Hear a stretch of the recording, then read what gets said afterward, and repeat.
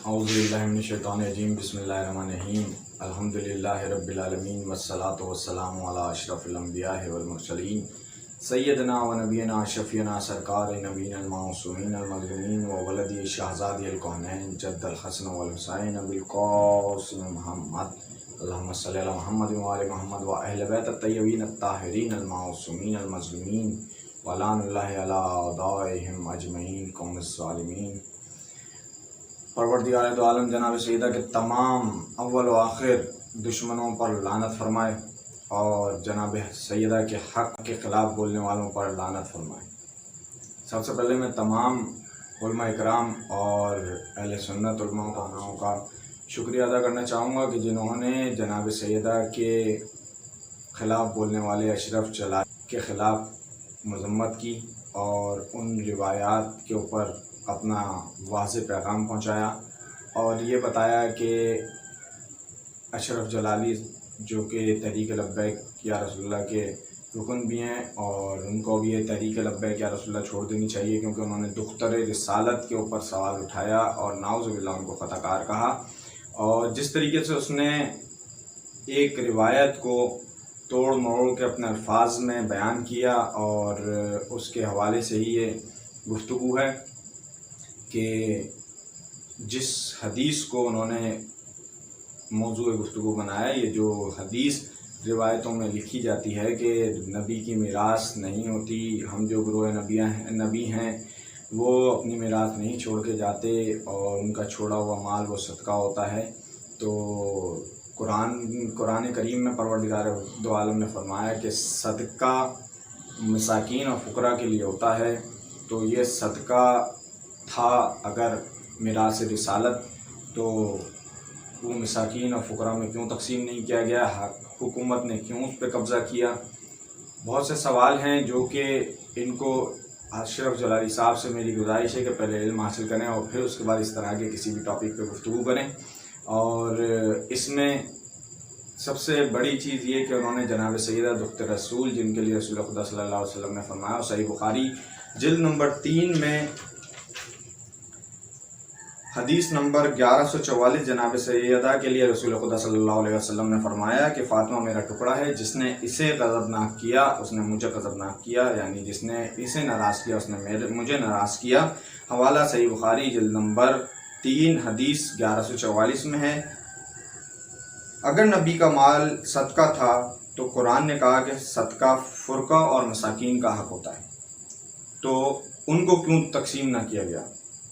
और अगरचे मीरास नहीं होती तो अज़वाज मुताहरात को वो क्यों उजरे दिए गए जो कि रसूल खुदा की ज़िंदगी के अंदर अज़वाज मुताहरात के पास थे, बाद मीरास में उनको क्यों दिए गए, ये भी एक सवाल है। और अगरचे उनको देना जायज़ था तो बीबी सैयदा को देना भी जायज़ था। और सबसे पहली बात ये कि जनाब सैयदा अपना हक़ मांगने गई थीं, तो ये गुफ्तगू पहले तो कुछ अर्सा पहले तक तो ये कहा जाता था कि जनाब सैयदा गई ही नहीं थी, लेकिन अब ये दौर आ गया हमारी कोशिशों से, हमारे उलमा की कोशिशों से, हमारे इस बहस तक हम आ गए कि ये मानना शुरू हो गए कि जनाब सैयदा हक़ मांगने गई थी, हक़ बनता नहीं था ये कहा जाता है। लेकिन अब ये बात आती है कि वो मिरास थी या मिल्कियत। रसूल खुदा सल्लल्लाहु अलैहि वसल्लम ने अपनी ज़िंदगी में जनाब सैयदा को तहरीर लिख कर दी थी कि वो बाग़ फ़दक की मालिक हैं। जनाब सैयदा के ने जाकर सबसे पहले तारीख़ में लिखा है, तारीख़ की बड़ी बड़ी मोतबर किताबों में अहले सुन्नत के यहाँ भी लिखा है, ये रिवायत लिखी गई है कि जनाब सैयदा ने जाकर कहा कि मेरे बाग पे से तुमने मेरे ग़ुलामों को हटाकर अपने ग़ुलाम क्यों लगाए। और उन्होंने केस ये किया था कि मेरे बाग के ऊपर, मतलब उनकी मिल्कियत थी, वो मिरास लेने नहीं गई थी, वो अपनी मिल्कियत के लिए गई थी। वो जो ज़िंदगी में दे दी जाए वो मिल्कियत होती है और जो छोड़ के जाया जाए उसे मिरास कहते हैं। अब जो है बात यहाँ पे ये भी आती है कि कहा गया कि जनाब सईदा उस वक्त ख़ता पर थी और वो नाउज़ुबिल्लाह कहा गया कि रसूल खुदा सिर्फ रसूल खुदा ही नबी थे और नबी जो थे वो मासूम थे और बाकी जो 5 तन में से 4 तन हैं वो मासूम नहीं थे, उनमें ख़ता का इम्कान था नाउज़ुबिल्लाह। تو کیا رسول خدا کی اس حدیث کو، جو کہ بڑی معتبر کتابوں میں صحیح بخاری میں، ترمذی میں اور صحیح مسلم وغیرہ میں بھی لکھی ہوئی ہے کہ اولنا محمد، اوسطنا محمد، آخرنا محمد، کلنا محمد، کہ ہم سارے ہم اول اور آخر اور ہم سب کے سب محمد ہیں، ہم 14 کے 14 محمد ہیں. تو کیا اس کو جھٹلایا جا رہا ہے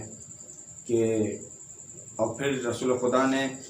فرمایا، حدیث ہے اور روایت صحیح بخاری کے اندر جلد نمبر 3 حدیث نمبر 1144 میں لکھا ہے کہ رسول خدا صلی اللہ علیہ وسلم نے فرمایا، فاطمہ میرا ٹکڑا ہے، اور جس نے اس کو ناراض کیا اس نے مجھ کو ناراض کیا، جس نے اس کو غضبناک کیا اس نے مجھے غضبناک کیا. تو اس سے صاف ظاہر ہوتا ہے کہ جناب سیدہ سلام اللہ علیہا اگر کسی سے ناراض ہو جائیں تو وہ رسول خدا بھی اس سے ناراض ہو جائیں گے. تو بات یہ ہے کہ اس کے حوالے سے اور اس کی جو روایات جو ملتی ہیں ہمیں، اس حدیث کے جو حوالے ملتے ہیں وہ بھی میں آپ کو آگے بتاتا چلوں گا. اور اس کے علاوہ ایک سوال یہ اٹھا کہ آیت تطہیر کے معنی اہل تشیع حضرات کے یہاں الگ ہیں اور اہل سنت حضرات کے یہاں الگ ہیں. تو یہ بھی ایک نئی بات ہمیں سننے کو ملی، جبکہ اہل سنت کی بھی معتبر کتابوں میں وہی معنی ہمیں ملتے ہیں جو اہل تشیع کی کتابوں میں ملتے ہیں، اور جو اہل تشیع کتابوں میں علماء کرام کی کتابوں میں ملتے ہیں وہی ہمیں اہل سنت کی معتبر کتابوں میں ملتے ہیں، جو کہ آیت تطہیر کے معنی بتائے گئے ہیں. اچھا، آیت تطہیر کے اندر پروردگار نے کہا کہ ہم نے ان کو رجس سے دور رکھا، تو رجس میں غلط دعویٰ بھی آ جاتا ہے کہ مطلب ہر رجس سے دور رکھا، اس کا مطلب غلط دعویٰ بھی آ جاتا ہے. اور یہ وہی بیوی تھیں جن کے لیے حضور صلی اللہ علیہ وسلم نے فرمایا تھا کہ میری بیٹی فاطمہ اولین و آخرین تمام عالمین کی خواتین کی سردار ہیں. یہ میزان الحکمت میں بھی ہے، صحیح بخاری میں بھی ہے. میزان الحکمت جلد نمبر 1 حدیث نمبر 1101 میں بھی اس سے روایت موجود ہے. پھر جناب سیدہ نے جب خطبہ فدق دیا تو اس میں بھی انہوں نے یہ کہا، شرح نہج البلاغہ اہل سنت کے بڑے معتبر کتاب ہے، اور اہل سنت کے معتبر مورخ ہیں جنہوں نے یہ لکھی ہے. ابن الحدید جلد نمبر 16 میں فرماتے ہیں کہ جناب سیدہ نے فرمایا کہ اے لوگو جان لو میں فاطمہ ہوں اور میرے بابا محمد ہیں، تمہیں علم ہونا چاہیے کہ میں جھوٹ نہیں بولتی. جناب سیدہ کے الفاظ ہیں، باغ فدق کے خطبے میں لکھے ہیں، اور یہ شرح نہج البلاغہ ابن الحدید جلد نمبر 16 میں یہ کہہ رہے ہیں. اس کے بعد اگرچہ میراث نہیں ہوتی تو ازواج مطہرات کو میراث کیوں دی گئی، اور اگر یہ حدیث صحیح تھی تو یہ حدیث جب ہم پروردگار دو عالم کے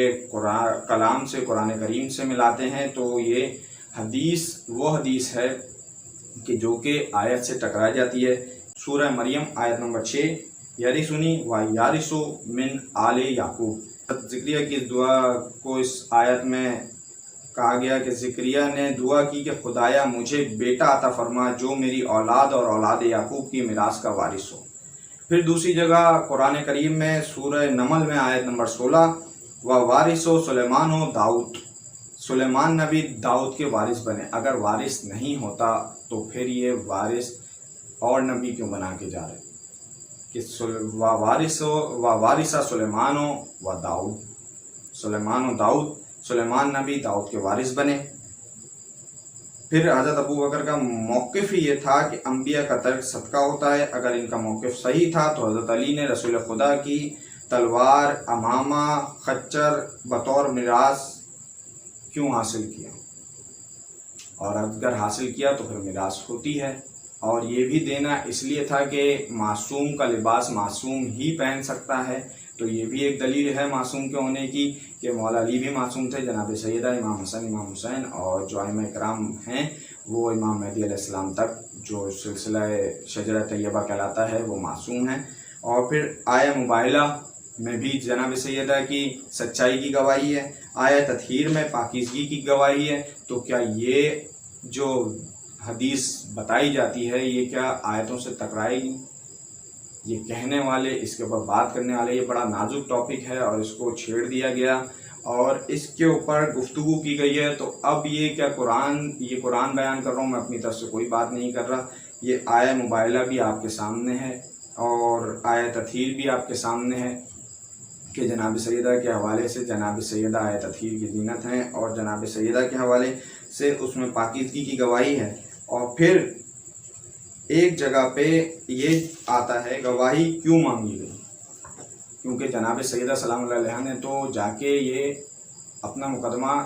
دائر کیا تھا، جناب سیدہ نے تو مقدمہ کیا تھا کہ میرا باغ فدق مجھ سے کیوں لیا گیا۔ تو اب یہ کہاں کا کون سے قانون کے تحت ہوا کہ خود قاضی بن کے، جس کے اوپر کیس ہو رہا ہے، جس کے اوپر مقدمہ کیا جا رہا ہے، وہ خود قاضی بن کے اس کا فیصلہ کریں اور گواہ طلب کریں، جبکہ گواہ تو دینے چاہیے تھے جنہوں نے باغ فدق پہ قبضہ کیا تھا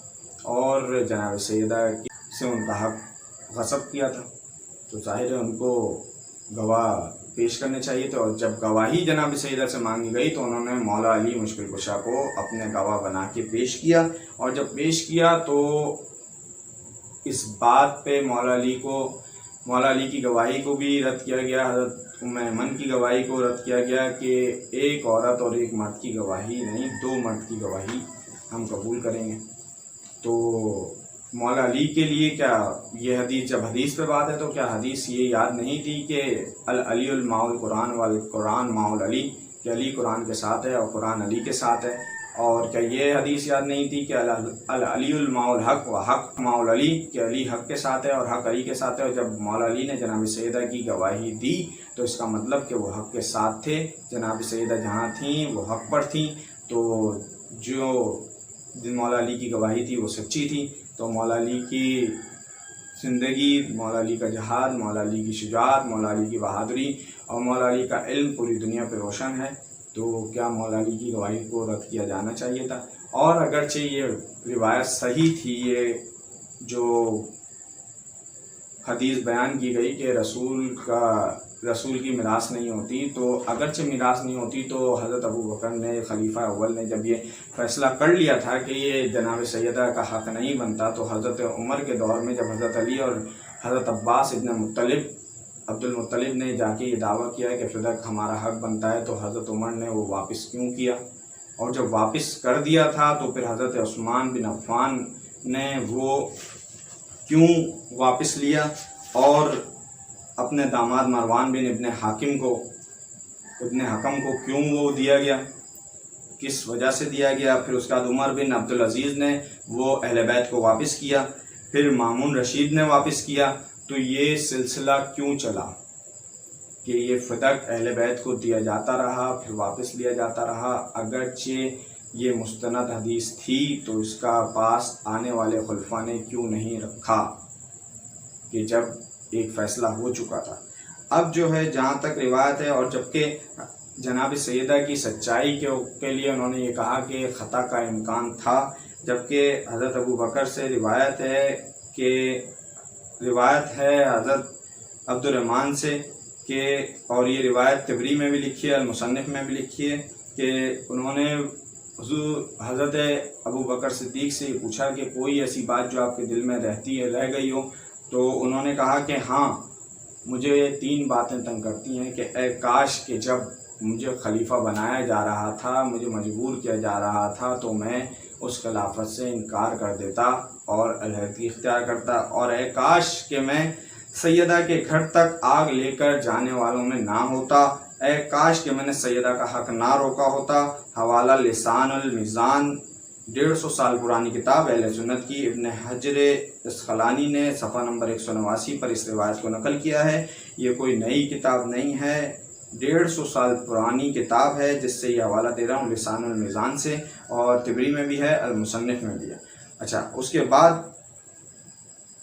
حوالہ کتب اہل سنت برائے فدق کے حوالے سے جو اہل سنت کی کتابوں میں حوالے ملتے ہیں وہ یہ بھی ہیں کہ بخاری شریف جلد نمبر 2 صفحہ نمبر 455 میں یہ حدیث آئی ہے کہ فاطمہ میرا ٹکڑا ہے، اور جس نے اس کو غضبناک کیا اس نے مجھے غضبناک کیا۔ اور پھر اسی جلد نمبر 2 میں صحیح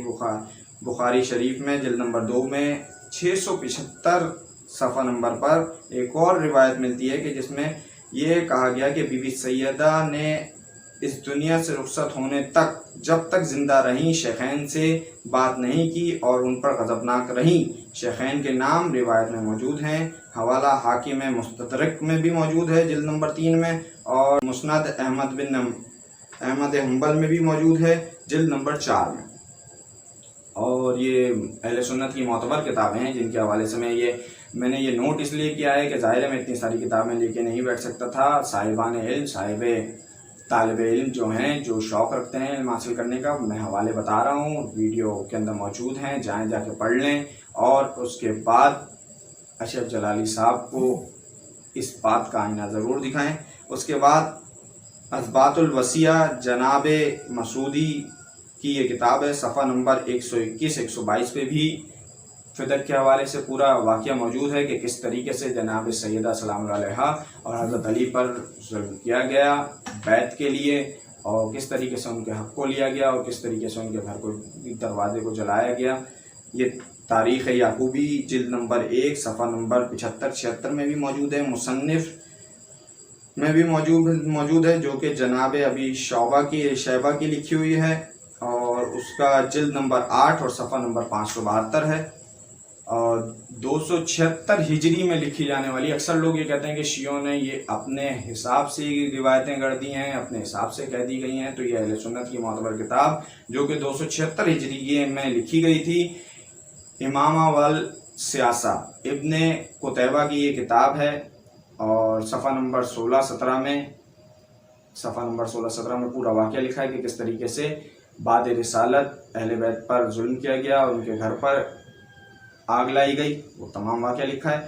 463 ہجری میں معرفت الصحابہ میں جناب قرطبہ نے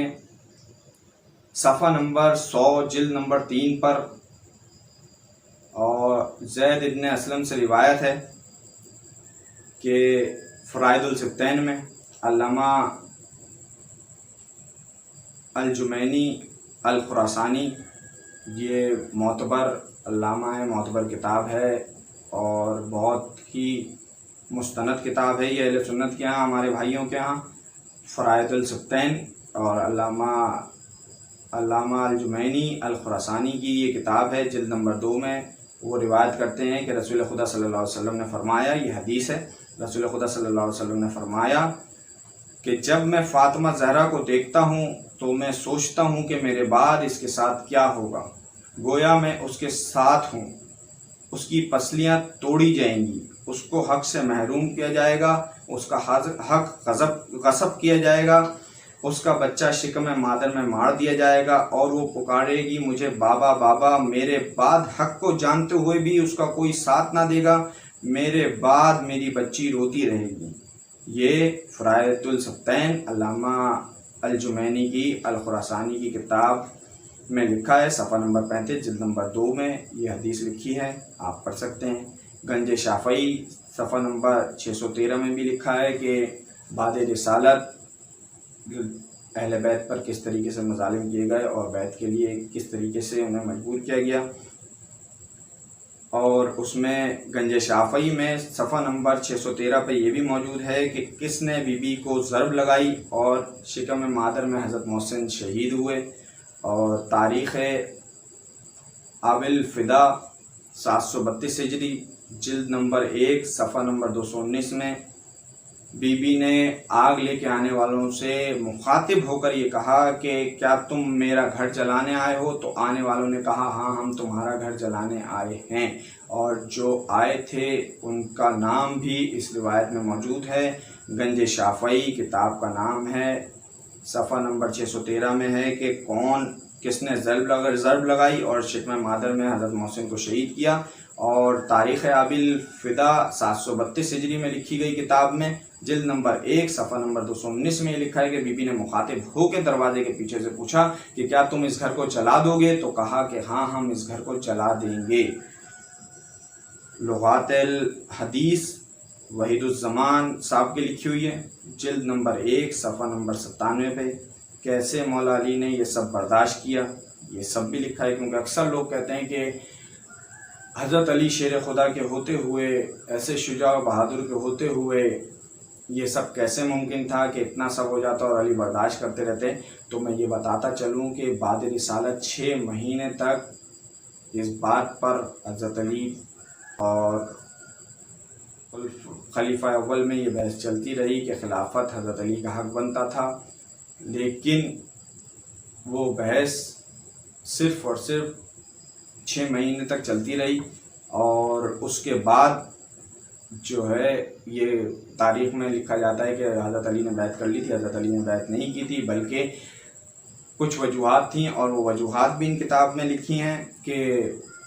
وہ حضرت علی نے تلوار کیوں نہیں اٹھائی یا اس پر خاموشی کیوں اختیار کی، وہ بھی اس کے اندر لکھی ہے انشاءاللہ۔ اگرچہ اس کے اوپر کوئی بات کی گئی تو اس کا ہم بالکل جواب دیں گے۔ اور اس کے بعد ازالہ الخفا میں محدث دہلوی فرماتے ہیں کہ مولا علی سے رسول خدا نے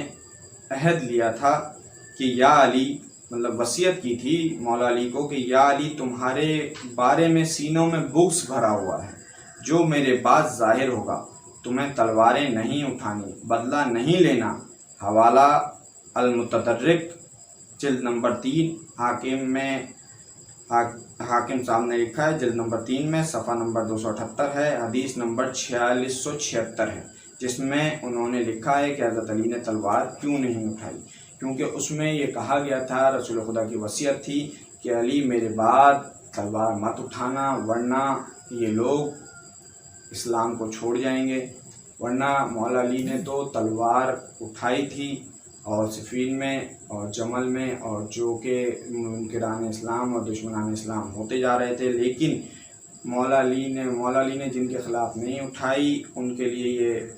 ازالہ الخفا میں محدث دہلوی نے، کیونکہ مولا علی نے فرمایا کہ اگرچہ میں نے رسول سے عہد نہ کیا ہوتا تو میں اپنے مخالفین کے سر تن سے جدا کر دیتا۔ تو انہوں نے کس کے تن سے جدا سر نہیں کیے، وہ اس کے میں ازالہ الخفا محدث دہلوی کی اس کتاب میں لکھا ہے۔ اور حوالہ المتدرک جلد نمبر 3 حاکم صاحب نے بھی لکھا ہے، اس میں صفحہ نمبر 278 حدیث نمبر 4676 ہے کہ حضور صلی اللہ علیہ وسلم نے مولا علی سے یہ عہد لیا تھا۔ پھر ایک سوال یہ پیدا ہوتا ہے